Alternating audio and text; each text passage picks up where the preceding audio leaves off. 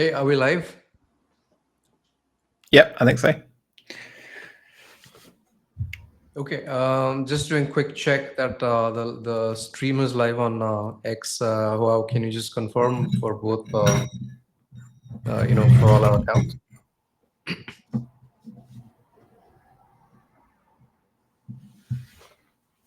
Okay.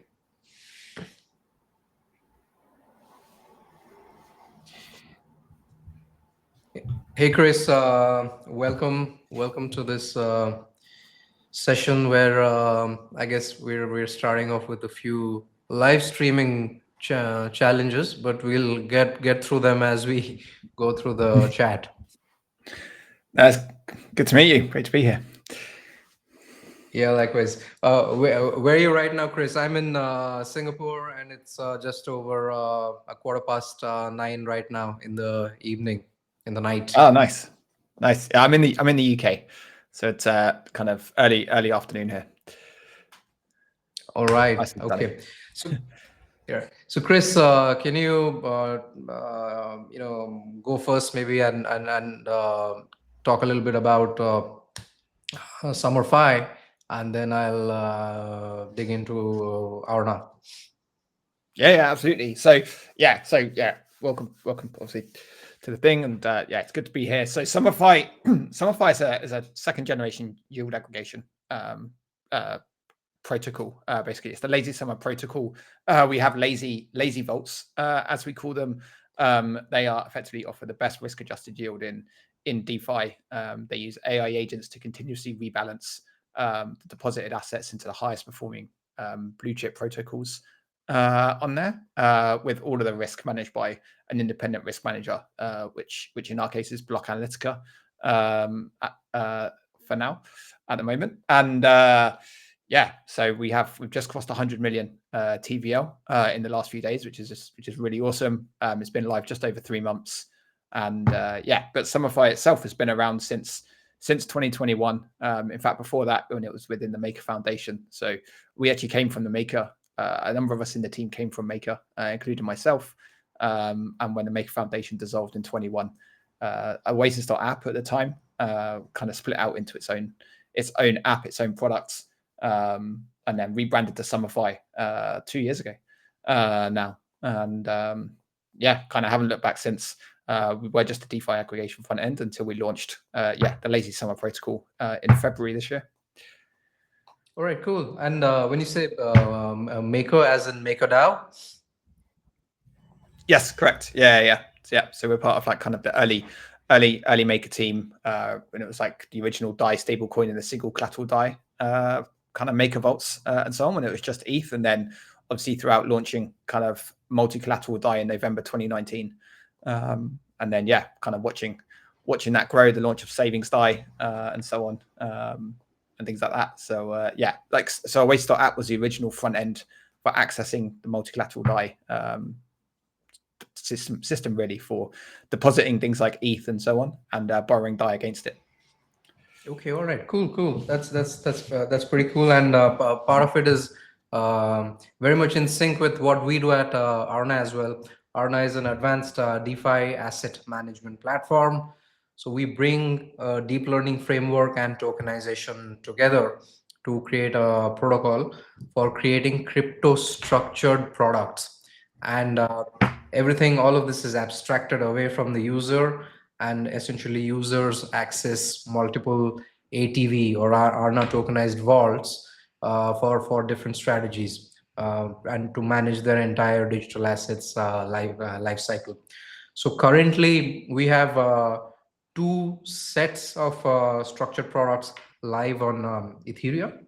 One is an AI quant suite where we have ATV 802, which is a AI quant momentum driven long-term alpha creation strategy.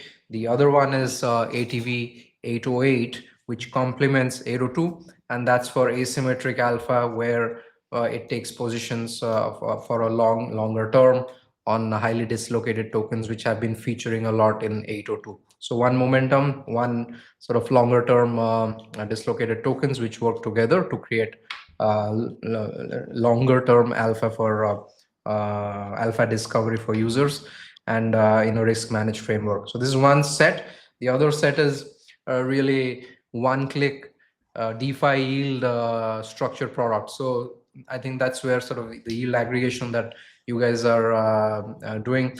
We're trying to kind of create one-click structured products which take an entire degen strategy and put it into a vault where everything is autonomously executed by on the smart contracts, and users just need to deploy stables into them. So that's ATV 111, which we've just released on Ethereum as well, and a similar ATV 111, which is a triple staking product, but again, one click is going live on Sonic soon. So these are the two types of structured products that we have live at Aarnâ, and all of this, like I said, is abstracted away. Users access from via mobile first DApp and get into these structured products. So I think I'm very excited to see the traction you've built, Chris. 100 million. That's fantastic number. Congrats for that. We're very new in the space. We've just launched our V2 just 3 months back, after a few months of going live and testing out everything. And we're really looking at building TVL on the structured products that we've got, which are first in crypto, like the AI quant tokenized structured products. So congrats on the 100 million. What made that switch happen, where this next generation approach that you've taken to DeFi yield aggregation? What made that switch happen, where users trickling in and sort of flowing in to reach this 100 million fast?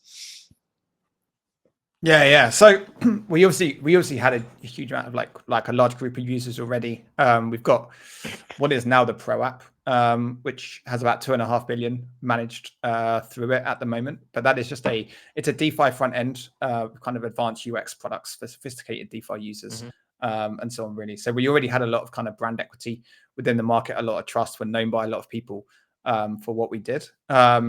And yeah, predominantly the vaults that we had came from a lot of user research, a lot of speaking to users around what they kind of wanted, what they were seeking, what they couldn't get, and so on. So when we designed these vaults and built these vaults, we knew kind of what we were building was very much a kind of in demand product. Like we took a look at like kind of how a lot of lending platforms are, the kind of direction things are going with kind of multiple risk curators and so on, and the complexity of so many markets, particularly for like stables and so on. And if you're a user constantly having to kind of yield seek and switch between these vaults, which can be very time consuming. So yeah, we wanted to build a product ultimately kind of more for the kind of ordinary user, the one that doesn't have so much time and so on. And yeah, it's been pretty consistent growth throughout the kind of first 12, 13 weeks. Really, like I said, it's about 92, 93 days since they launched, and yeah, it's been pretty consistent. A minor drop when all of the Trump tariff stuff was announced, when the market obviously hit hard, and so on, and I guess people had to withdraw to cover some other positions and leverage positions and so on.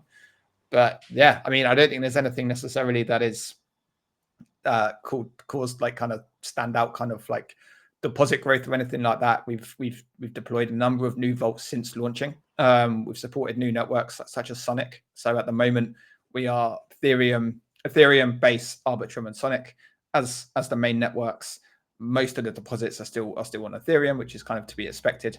But we've grown all of the networks. I think one of the big things as well is users can farm the Summer token through all of the vaults as well. So there's some like really good APYs on the Summer token available that supports the APYs in there.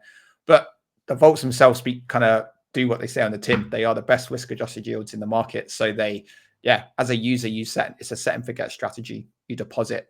So if you're already using things like Morpho, Euler, Gearbox, Fluid, Aave, Compound, or whatever, like it just makes sense to deposit into Summer vaults because they use only those top tier protocols. The risk is managed by an absolute top tier risk manager in Block Analytica, like one of the oldest risk managers, kind of alongside Gauntlet in this space.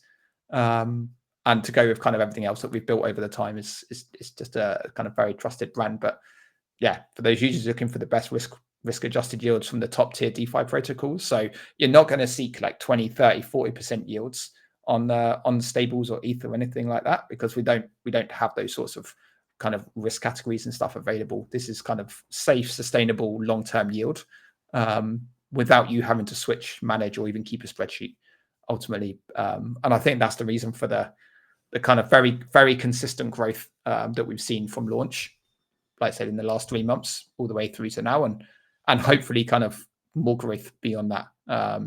We've just started rolling out some higher risk vaults as they're labeled. So we have a concept of lower risk and higher risk.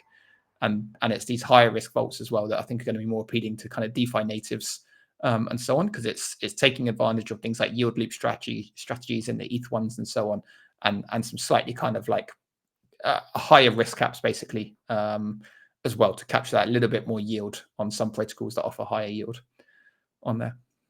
But yeah, it wasn't really a standout thing. Right. So you mentioned you guys have been around for a while, and then re-engineered into Summerfi. So what was the sort of big distinction between your earlier avatar and now? The earlier product, you mean? Yeah. Yeah. So the earlier product was just a DeFi management dashboard, really. So you used it to access like underlying protocols, predominantly the same protocols that were available now inside this yield product. So you had like the Maker, Morpho, Aave, a couple of others as well in there. And as a user, you could go and borrow against your assets. You could lend on your assets. You could yield loop your assets all in one go, and so on. But it was just a like a front end to access these protocols with smart contracts that sat in between to allow you to do like things that would take 8, 9, 10 transactions if you went directly to their UIs in one transaction. And we had a fleet of automation tools. So we've obviously all of our vaults are fully automated, continuously rebalancing and so on. Like we've been in the automation space for multiple years, since kind of like early 2022. On there, so we had a lot of experience and trust in that automation side as well. But these are just yield vaults. Like the Pro app is very much for the sophisticated DeFi user in a way. Like the average net, like kind of the median balance of a user on the Summerfi Pro app was like $60,000, for example. So you can see the kind of difference in that, where I think the median balance on the current app, the new app, is around $100. For example, so like that's the difference in target users, types of users. I think there's more users already on the new yield vaults than there is currently, for example, on the Pro app, just because it's such a greater like open product, easier to use, easier to get started, and so on, compared to the other one. But the other one obviously suited the users at the time, so kind of 2020, 21, 22, and so on. It was designed for the users of the time. This product is designed for the next 50 million users that are coming on chain, for example. Right. And you mentioned, Chris, that all the yield generation that is done is essentially by switching across the major protocols that are there. So, or how does that happen? How does the switch happen? Is it sort of through some manual monitoring mechanism? What's the rebalancing strategy there? Yeah, so the rebalancing strategy on all of the public vaults that you see on the Summerfi website at the moment are all powered by AI agents and multiple AI agents. So we have AI agents that are continuously monitoring the supported protocols, the supported markets, if there's multiple markets on each protocol.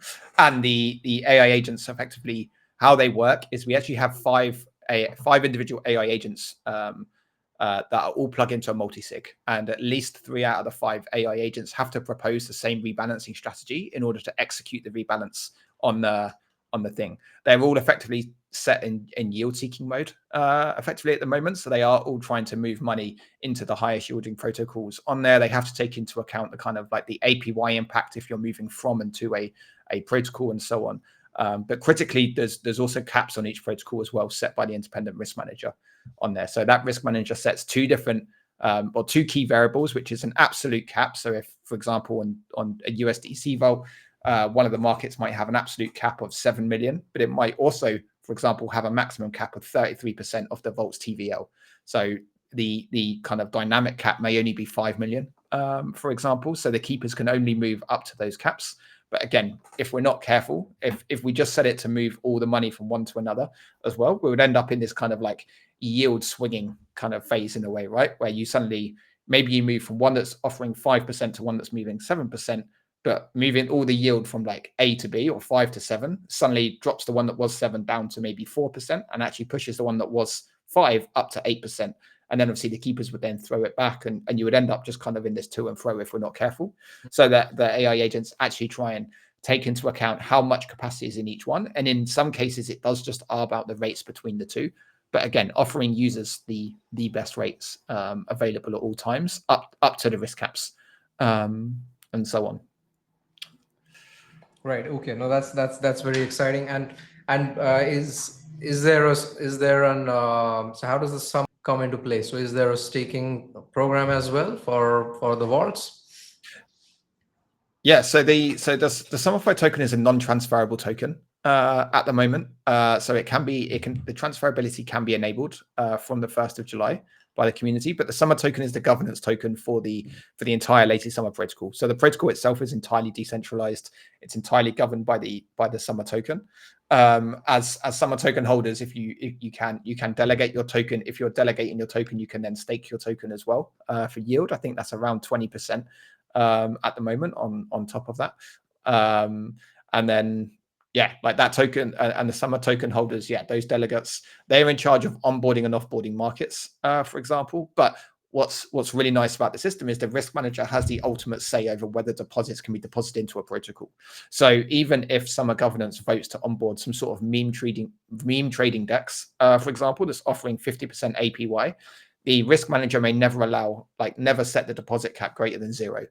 For example. So no matter, even if governance wants to deposit onboard a market, the risk manager has the final say whether any money is actually being allocated into that market at all or not. And obviously the keepers do not have the power to deposit into any markets if the risk manager hasn't set a cap above 0 at that point. What's also really nice about that as well is if there's ever a bug or an issue on any of the protocols, then the risk manager can set the deposit cap to 0, and that tells the keepers to immediately withdraw all funds away from that protocol. So if there are issues with an underlying protocol, with an underlying market, with maybe some collateral tokens in underlying markets, as we saw the other week with RSETH that had a minting bug on there.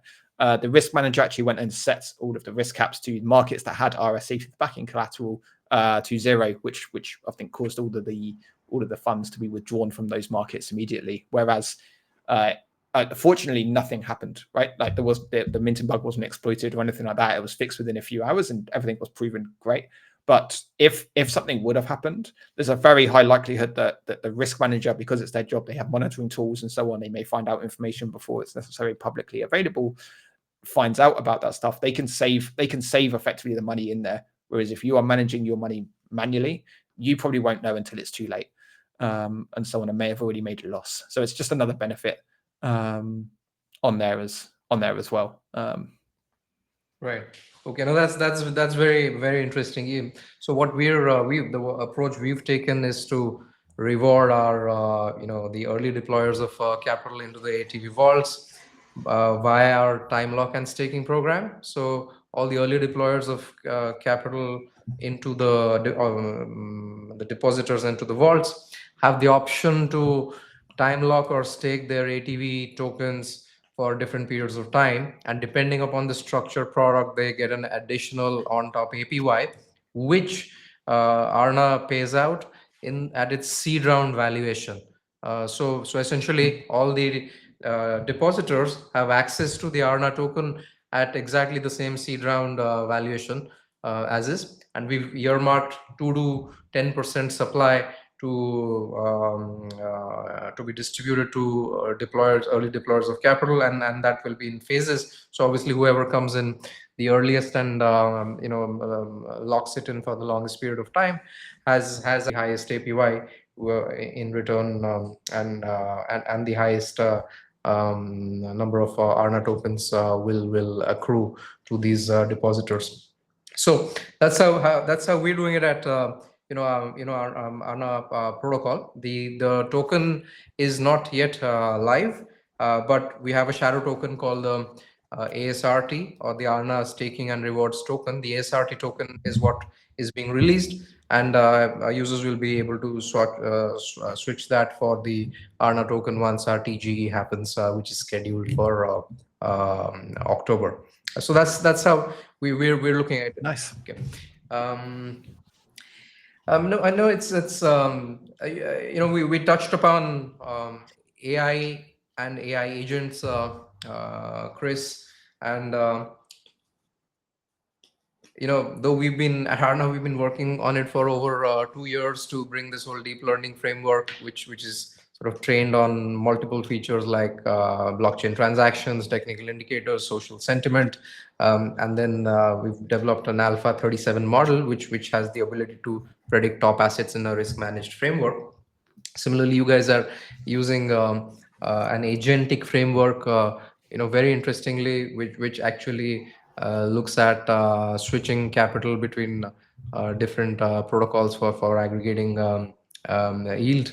As such, now AI, there's sort of real data science led AI, and there's just a lot of AI snake oil in the space, as you know, and sometimes it's sort of become almost like a frivolous thing. But projects which are seriously using AI in the right ways is really leading to this next wave of AI-fi, or AI led DeFi. What are your thoughts on AI-fi? I'm not a big fan of all of these these narrative terminologies, but let's talk about a little bit about AI-fi or DeFi. What are your thoughts? Yeah. So I mean, I'm a product guy with background. So I mean, I'm just a firm believer that regardless of like what the terminology is, what like kind of words we use and so on, like we just have to build things that solve problems, like find solutions for people that have real world problems, and so on. And where AI can help to solve that problem is great. I'm with you. I hate the concept of just adding AI into things. I think we saw it with like a kind of a load of like venture rounds early on, like last year and the year before, and so on, about just AI this and AI that. But yeah, where AI can add power, and it was the same in a way where blockchain kind of first created, right? Like everyone was trying to like put X on the blockchain, put Y on the blockchain, put Z on the blockchain, just because it could. And in most cases, it never needed to be on the blockchain. The blockchain has some incredible use cases and so on, some really, really powerful use cases from transparency and kind of like non-fungible tokens, and kind of at the end we go down to like kind of 18 decimals or more or whatever. But there are a number of use cases that never needed to be on the blockchain, and they've shown up over the years and so on. And I think it's the same with AI and so on. Like AI can be used for good, to help solve problems for the users, to improve the experience, to do kind of so many like great things. But it's also added probably in 90% of the places where it doesn't need to be, and it's more for marketing material than anything else. We actually had a big dilemma when we kind of did the kind of landing page for summer and things like that, and the protocol, and talk about the protocol, like how much we really want to talk about the AI aspect, and is it like the headline that potentially scares people off because it looks like a buzzword, or is it just in the detail around how the yield is generated and how the kind of rebalancing and stuff works? And we kind of went for the latter, where we kept it out of the main headline and so on, and we put it in kind of the more of the finer details, and so on. Because yeah, it isn't like these vaults and so on are not like, shouldn't be used because of the AI agents. They should be used because they're like producing the best risk adjusted yields in the market and so on, and they can do that by using AI. And yeah, that's where I think like how on like where we see in the future AI being used in the same way as blockchain and so on, ultimately. But yeah, and I think there's a few AI questions in the chat actually as well. We can probably get to in a bit. Yeah. Yeah, let's pick up one of those questions. Are the AI risk frameworks integrated with other risk management tools? So maybe I'll go first, and then Chris. So yes, from Aarnâ protocols perspective, yes, the AI risk frameworks look at multiple dimensions, like I said, from technical indicators, social sentiment, and blockchain transactions to predict with varying degrees of probabilities in terms of which tokens are out of a set of universe of the top 40, 50 tokens which have significant market cap and threshold liquidity in the on chain. So their basis that the tokens are predicted by the Alpha 37 model, and depending upon those probabilities, the model takes a call on the entry framework, the timing of the entries, taking positions. That means swapping all the cash or all the USDC into the underlying portfolio. And similarly, depending upon the exit framework, which we currently also have, we're kind of designing a more advanced reinforcement learning based exit framework, which essentially looks at each of the tokens differently and looks at exiting them to optimize the returns on them, and at the same time taking a calculated risk on the entire portfolio before exiting all of them into cash and getting ready for the next one. So yes, it is integrated into the risk management framework with and we've moved on from an algorithmic approach to a more AI-led approach on that front. And Chris, would you like to kind of similarly dive into how you guys do that? Yeah, so we don't, the AI aspect at the moment is not built into any of the risk frameworks and so on, but it is something that we are effectively collecting all the data from and using to try and create models and so on for the future. So as I talked about, we do at the moment have an independent risk team who have all of their own models, all of their own frameworks and so on that they do that with, but it's predominantly kind of also using kind of like manual gut instinct from their experience over the last kind of like 6-7 years of doing risk in various forms and so on, particularly like they were the risk team for Maker and so on. One vision we've got is once we start collecting all of this data and so on, and I believe actually within the kind of the models and stuff, the way they're working, like the AI agents at the moment are, for example, proposing different changes, but just for internal testing and so on at the moment. So they propose different changes that can be made to risk factors and so on from what it's learning. They give reasons why they believe that these risk parameters could change, how certain protocols may be able to take on more risk and so on. But at the moment, it's we don't have this kind of concept of an AI risk framework, but we are exploring it for the future. Ultimately, the reason we didn't have that or anything like that going live is that it would have all been based on backdata without any kind of actual real world testing at scale. We could, of course, deploy some vaults with a couple of $1,000s or whatever and let them try it. But there's a huge difference between managing a couple of $1,000s and moving that around, which doesn't impact any APYs and so on, and not a big deal if it gets it wrong and loses the money, compared to managing hundreds of millions and hopefully billions in the fairly near future and so on as well. So we do have an idea that we're kind of exploring around adding that AI agents to do some risk frameworks, and maybe some of the vaults in the future may have an AI risk manager as opposed to just as aside from an independent risk manager and so on. But yeah, none of the vaults do at the moment, and it's more of a research project for us internally than anything else. Right. Yeah. There's another sort of related interest. Do AI risk managers understand when there are global events that might affect positions like the tariffs? So the short answer is that they understand at least in our case in terms of the Alpha 37 model. The model, the featureization pipeline includes social sentiment, and that's where it picks up macros like these. Now, does that mean the model effectively can immediately factor that in and learn and be able to produce an outcome which factors and macro? The answer is no. It will take multiple cycles of learning the impact of a macro like that, and current major dislocations caused by macros is not something that the models will be the Alpha 37 model or for the matter any deep learning model can immediately sort of understand and react too. So that's my response to that. Chris, you could go ahead as well. Yeah, I mean, we don't. Again, it's just in a research phase at the moment, so none of the kind of, as I said, we don't really have an AI risk manager and so on. But what we are doing within the thing is it is trying to look at kind of like TVL trends, like where deposits are, liquidity trends, and so on in all of the varying markets and so on.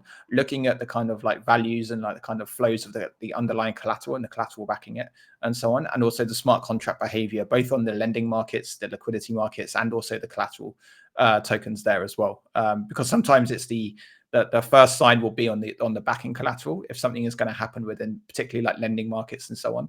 That it's the backing collateral which is the thing that's providing all of the value to those deposits and so on in there. Ultimately, like if there's a bug, like the huge risk of the RSE bug and so on, there, like if the AI agents would have been probably the first ones to see if suddenly RSE was being minted outside of kind of like the standard parameters and so on, there was suddenly more RSE being minted than usual, for example, and it could have taken a proactive kind of like almost autonomous threat detection action there to potentially lower all of the caps from those markets if it suspected something was out of the ordinary.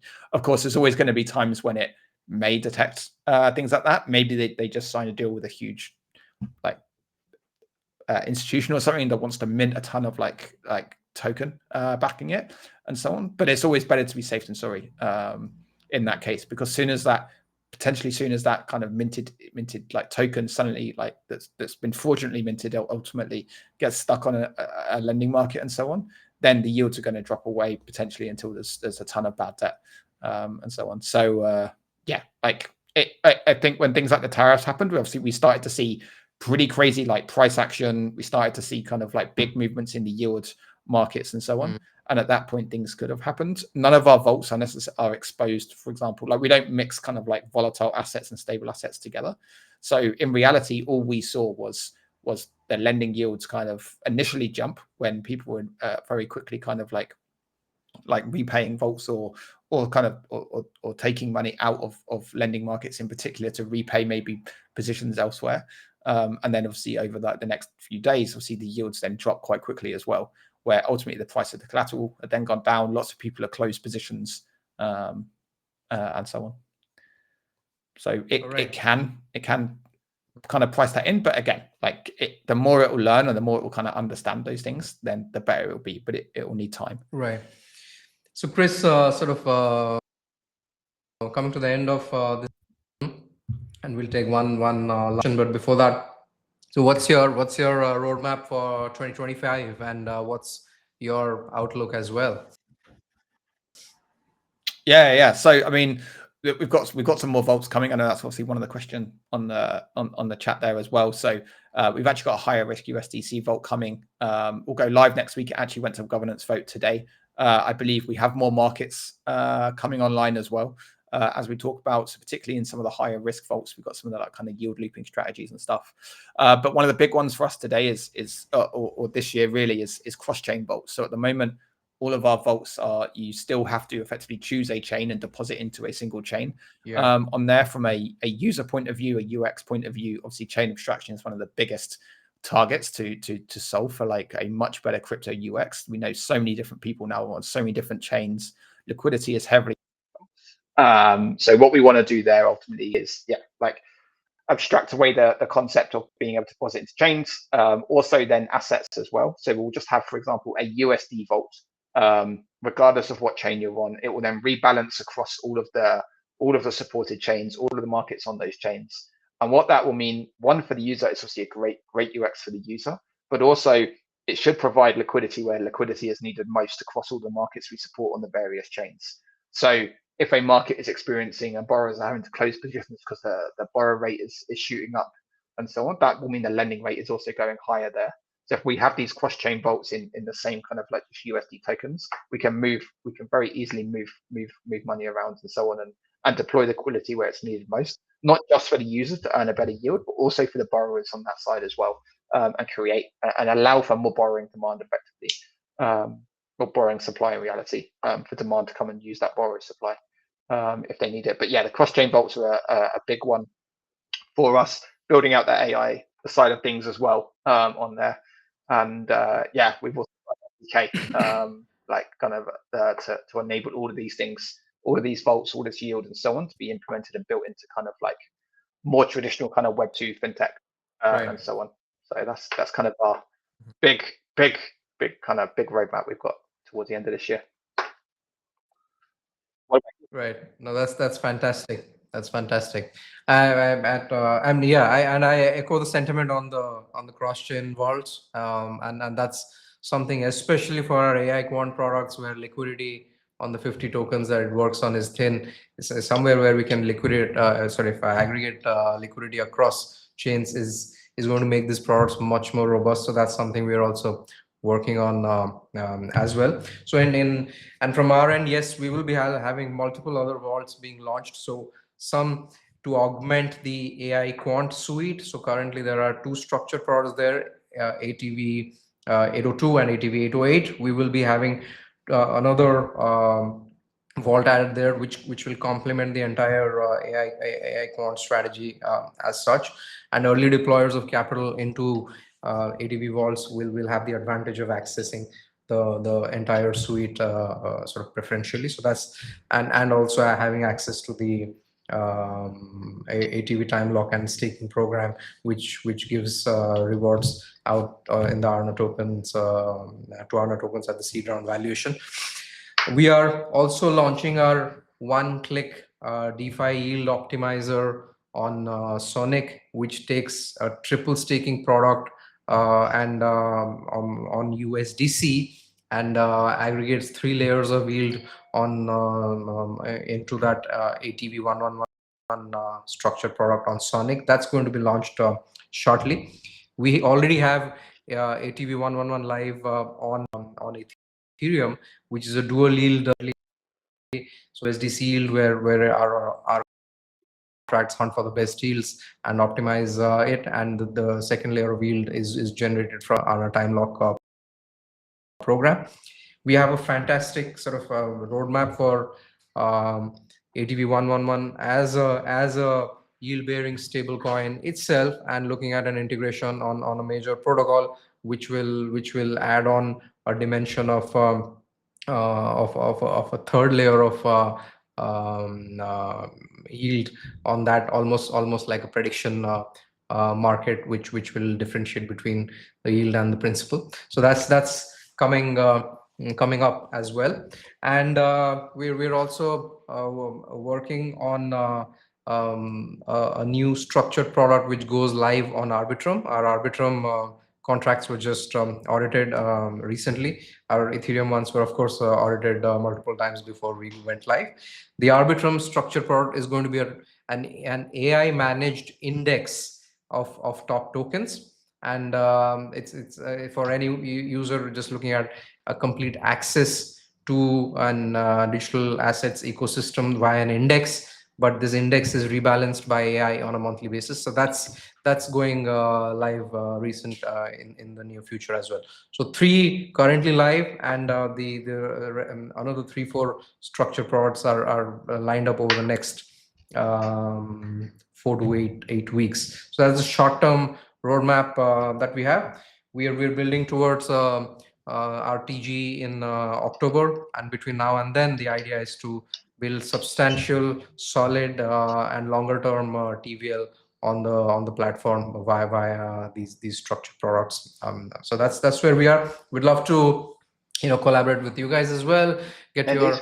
your I'm sure communities and deployers of capital switch from aggregating yield sometimes on their stables to kind of taking more alpha oriented bets and investing deploying those tables for that. So there's clear synergy that could emerge, and I'm looking forward to that. Chris, lovely having this chat with you. Yeah, likewise. Yeah, really enjoyed it, and keep in touch with other synergies and so on. And thanks for the questions on the side. It was great questions. Appreciated. Great. Thank you. Thanks everyone who joined in, and great to have Chris on Aarnâ for this conversation. And we will be having more of this, and you'll probably see the both of us again back here in some time. Awesome. Thank you very much.